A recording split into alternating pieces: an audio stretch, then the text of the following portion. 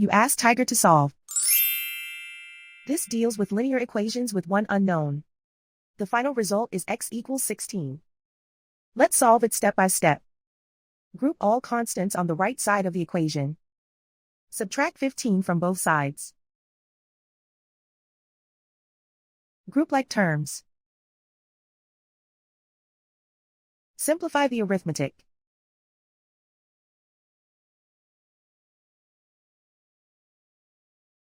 Convert the x into a positive number. Multiply both sides by -1. Remove the ones. Simplify the arithmetic. And so the final result is x equals 16.